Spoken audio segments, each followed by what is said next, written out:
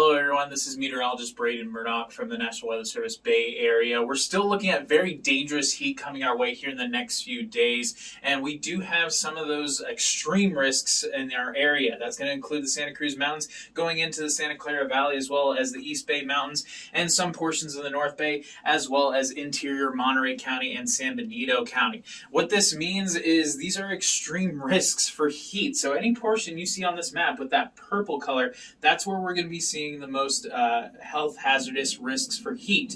Now, what does that mean as far as being in the purple risk? Well, that's the highest we have. So this isn't going to be just dangerous for the people who are more susceptible to heat. This is going to be dangerous for everybody across the board. So what we recommend is you limit your time outdoors. Make sure you hydrate. When you start getting into the temperatures above that 100-degree mark, that's when you start to lose the ability for fans to help cool you off as much unless you're perspiring. And so you need to make sure you're staying hydrated. Make sure you wear that light clothing, limit your time outdoors, and also have a plan for yourself, the young ones, the elderly, and those pets. Everybody's going to be uncomfortable in this kind of heat, folks.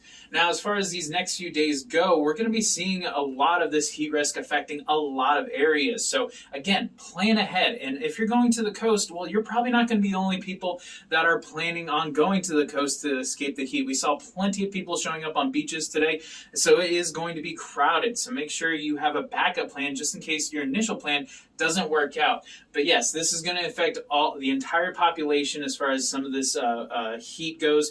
I mean, again, if you have good stamina for certain types of heat and you're in one of these purple areas, still do not allow yourself to be outside for too long. Again, this is very dangerous types of heat because not only is it going to be warm daytime temperatures, we're also going to be seeing some warm overnight temperatures. This is what we're setting up for Labor Day itself. Livermore getting up to 108, Concord 110, San Francisco 86. But again, you're still going to be dealing with plenty of warmth throughout the day. So even though San Francisco is not at the highest risk, it's still pretty warm for what San Francisco has been seeing so far this year. So make sure you're ready for that big change in heat here in the next few days. And of course, areas like Cloverdale also seeing 110. We want you guys to be prepared. So find a good way to be able to escape the heat because that night we're going to be seeing a lot of lows just in those 60s and 70s. And some of those higher elevations, maybe seeing lows in those 80s. So this is going to be very warm across the board. And unfortunately, Tuesday, just as warm, if not warmer in certain areas. Some of the interior areas like Livermore up to 111 degrees, 113 in Concord,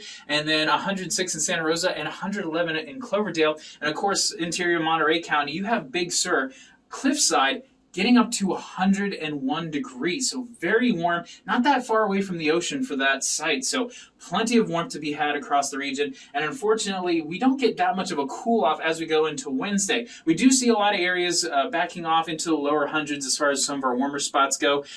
Fortunately, the coast, though, not actually seeing that much of a cool down either. So plan ahead for that. Monterey's still looking at a high of 80 that day, but overnight lows do get a chance to cool off a bit more.